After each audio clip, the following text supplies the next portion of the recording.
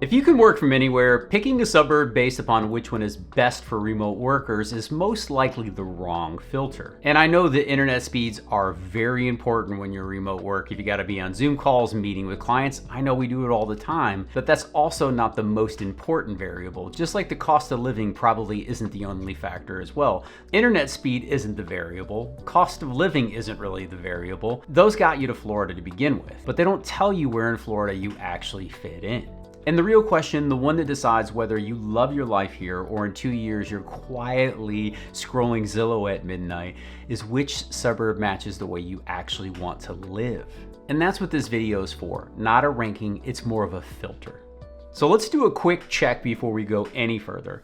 If you already decided that remote work is the unlock that finally lets you leave New York, New Jersey, Illinois, Massachusetts, or wherever you're paying for the privilege of being stuck in traffic all day, and if you're past the question of whether or not you should come, and finally onto the question of where is the best fit for me, this video is for you. So if you're still deciding whether Tampa Bay is the move at all, I've got other videos for that.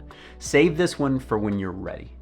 And if we've never met before, my name is Juan Alcala, and over 7 years ago, my wife Kate and I packed up our family of 5, sold almost everything we owned, and moved 1,200 miles south to the Tampa Bay area. And over the last 5 years, we've helped over 200 families make the exact same move. So I've seen firsthand what works and what doesn't. And here's what doesn't work. I was at Tampa International Airport last month, and just like most people do, you end up getting into a conversation at some level with your seatmate. So I was talking to a guy next to me who's a software engineer. They're fully remote. He makes great money. And he moved his family down about 18 months earlier from New Jersey. And we started talking about our personal relocation journeys, right? And he started sharing with me that the place that he ended up moving his family to, they didn't necessarily love. And he really only picked this area because it had the fastest internet, the lowest insurance, and the best new construction deal.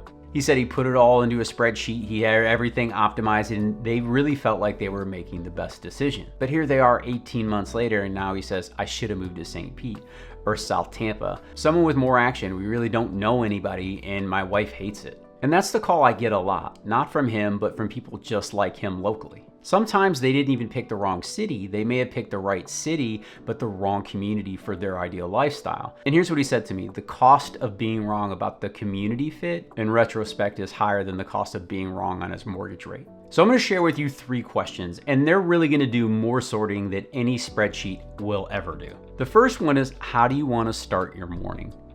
You want a coffee shop to walk to, pool in your backyard, sunrise on a trail? 2, what do you want around you? Young families pushing strollers, other remote professionals you'll bump into at the gym, or empty nesters who throw great dinner parties.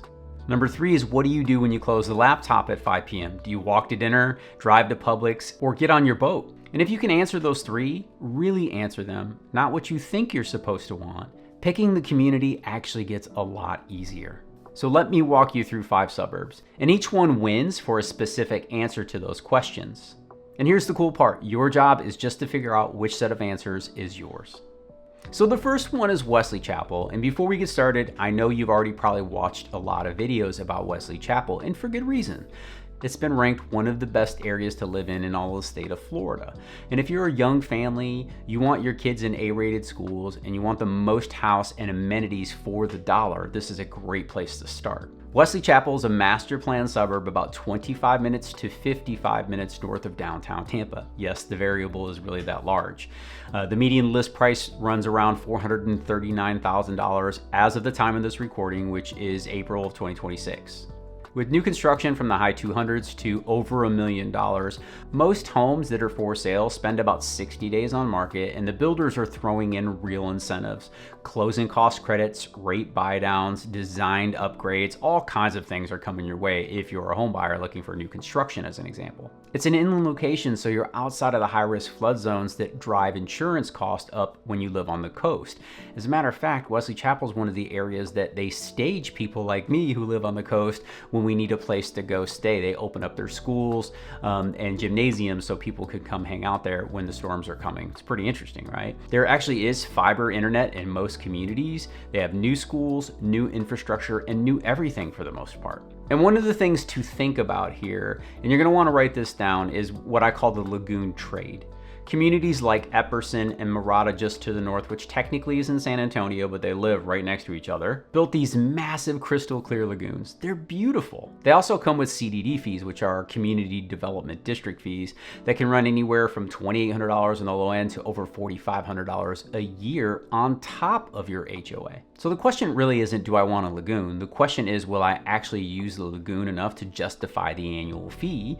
Or am I just gonna pay for an amenity that I visit 3 or 4 times a year? So when you look at this community, Wesley Chapel is the right answer if your mornings start with the kids' soccer practice. These are the people you want around you when other young families are in the same season of life, and your evenings look like backyard dinners more than walking to the bar or hanging out downtown. Now, I think most people will consider a step up from Wesley Chapel, Lakewood Ranch. It's the #1 master plan community in the country for multiple years running. It's been over 6, I think.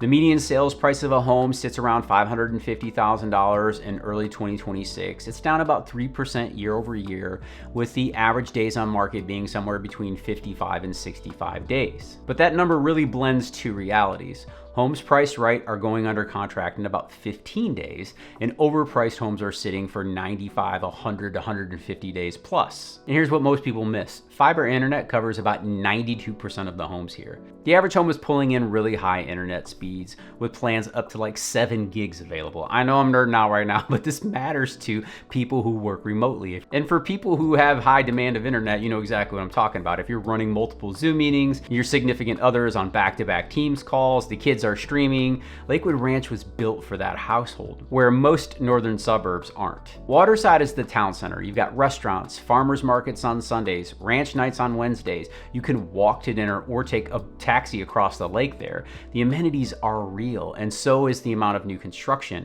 And what that means for you is you have negotiating leverage right now that you wouldn't have had in 2022. A lot of our clients are choosing Lakewood Ranch when they felt like they were locked out over the last few years because these incentives are so good right now. And if I had to give the lifestyle a name here, I'd call it the Town Center Premium, meaning you're gonna pay more in square foot in Lakewood Ranch than in Wesley Chapel, but the premium is for what you can walk to. And if walking to dinner doesn't matter to you, then you're really paying for someone else's lifestyle. So who is this suburb for? And this is your suburb if your mornings include pickleball, your people are other relocators who took the same exit ramp out of Connecticut or Illinois, and your evenings are split between ranch nights and the pool. Now let's move away from the master planned world entirely. Right now I'm going to take you out to Dunedin, which is a small Gulf Coast town in northern Pinellas County where I live. And honestly, it's one of the communities that really made Kate and I make the decision about moving to the area. Even though we don't live there, we wrote multiple offers to try to move in there. We ended up in Southwest Largo, where we love, but we still love Dunedin. Actually, matter of fact, we do date nights there. And if you're averaging what the average home price is, they're coming right around $430,000, and that's up about 3% over the past year. Homes here go pending in around 15 days, especially closer to the downtown area. And that's one of the tells. The rest of the market may be slowing down, but Dunedin isn't. And if you're wondering why, it's because Dunedin has something almost nothing else in Tampa Bay has at its price point: a real walkable downtown. The Pinellas Trail running over 45 miles right through it, a golf cart zone where you can legally drive your cart to dinner. You've got Honeymoon Island just 15 minutes away and Clearwater Beach just 20 minutes away. And if I had to give this one a name, I would call it the lifestyle premium. Dunedin homes do have a price premium that the surrounding communities can't replicate, because what you're buying isn't square footage. You're buying a Saturday morning that looks like coffee on Main Street, heading out on the Pinellas Trail for a bike ride or a run in the afternoon, and catching a sunset somewhere on the water. And here's the honest trade-off. About 30% of the homes in Dunedin sit in some sort of flood zone. So your insurance is going to be higher here than it would be inland. You're going to pay about $2,000 to $5,000 more a year for the privilege of being there. And whether that's worth it depends entirely on whether you'd actually use what you're paying for. So Dunedin is probably going to be right for you if your morning is a walk to coffee, your people are friendly who bike everywhere, and your evening is a craft beer at the brewery and not at the country club pool. So the next one on my list is where the guy at the airport said he should have moved, because St. Petersburg is the closest thing Tampa Bay has to a real city for someone who wants energy after dark. The median sales price of a home here sits right around $500,000 at the time of this recording. It is up almost 22%. However, I want you to be aware of why. We've had 5 major condominium projects break ground and start selling, and a lot of them are selling for over $1 million. So if you're looking for a single family home, that number falls closer to the 430 mark. And yes, you can easily find multi-million-dollar condos. There was one that sold for over $20 million, as a matter of fact. But again, if you have a more modest budget, expect that 430 to 440 range. And those homes are taking about 50 days on average to sell. And the real estate market here really is moving in a different direction than the rest of the metro area. So the 3 neighborhoods that you want to know about as a remote worker are the Old Northeast. It's historical, walkable, it's got brick streets, and it definitely has a premium price. This is an area where I would absolutely move my family to. We love being in that area. Our kids swim right at the park there. The pier's right around the corner. You can walk to just about anything, dining, restaurants, gyms, the salons, everything. You got everything at your fingertips. The next one would be historic Kenwood. This one's further to the western side of St. Petersburg, but another great area. It's got bungalows, art studios, and the most effective, probably the most cost-effective walkable option, still under that median price point of a $440,000 range. And then there's the Edge District, which is closer to downtown. And this is condo living. You've got restaurants out your front door and no yard to maintain. And St. Pete has been compared to cities like Austin. I do think it's very unique. It's got its own vibe. You get the Dolly Museum, the Shrine Mural Festival, hundreds of pieces of public art, waterfront parks, the marina, the Tropicana Field if you want to go see a Rays game or another baseball team that comes into town. You've got redevelopment going on. There's new housing, retail all over the place, office spaces coming in. And this is one of those unique areas where you've got this condensed urban core, but great neighborhoods that surround it, and the inside of the city is wonderful. And if I had to name a lifestyle here, I'd really call it the yard tax. Most people moving from up north default to wanting a single family home with a yard. But if you're a remote worker who wants to walk to lunch, hit a gallery on Friday afternoon, and meet up with friends for dinner without driving, the yard is going to cost you the lifestyle that you're actually wanting to come here for. The townhome or condo near downtown isn't a downgrade, it's just a different decision. And St. Pete is going to be a great fit if your morning routine includes coffee shops with other laptops in it, your people are creative professionals who relocated for the same reason you did, they're looking for lifestyle, and your evenings include actual nightlife.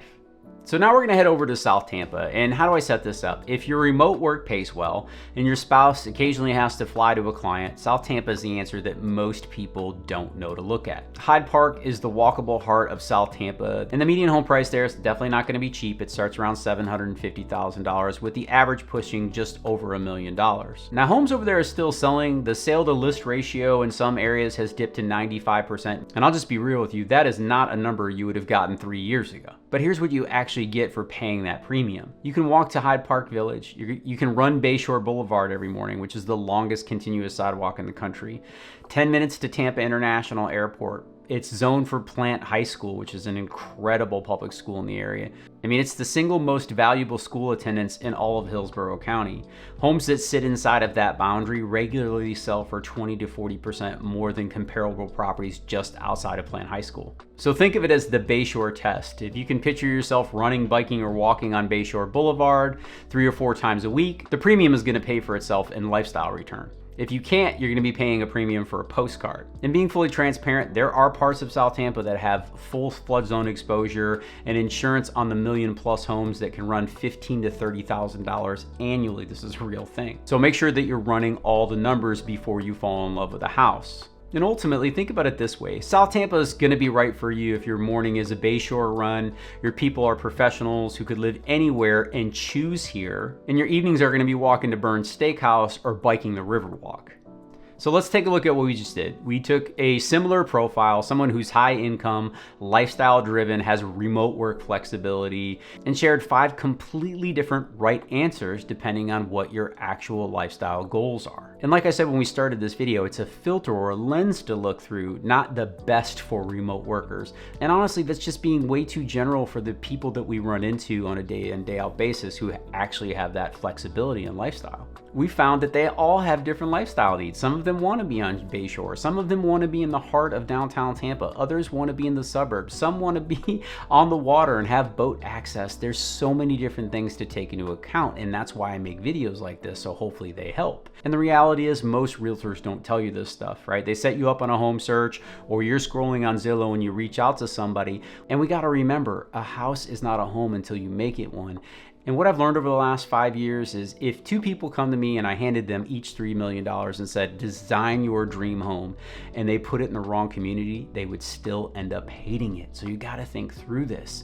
And that's just the lifestyle component of it. We're not even talking about the financial benefits, right? Remember the Florida tax savings, $24,000 a year for someone making $200,000 plus moving from California, $50,000 plus for $500K earners moving from New York. And let's be real, y'all, those savings aren't a constant prize. That will literally put some kids' families through the best private schools we have here in Tampa Bay. So here's the way I think about this with every client. The mortgage payment is a 5-year decision you make in a weekend. A suburb is a 15-year decision that shapes how your kids grow up, who your friends are, and whether you wake up on a Saturday excited or restless. So if you're a remote worker who's already decided Tampa Bay is the move, and you want some real clarity on which one of these 5 areas fits your ideal lifestyle, that's exactly what we do on our buyer strategy sessions. The link is in the description down below. It'll ask you just a couple questions, and behind that, it will actually give you access to my personal calendar. I'll jump on a Zoom, we'll figure it out together. And if you're not ready for that, I understand, that's fine. We put out videos like this every single Saturday because this decision is too big to get wrong. I know I made it on my own. So make sure you subscribe so you don't miss the next one. And as always, until next time, go out and live that Tampa life.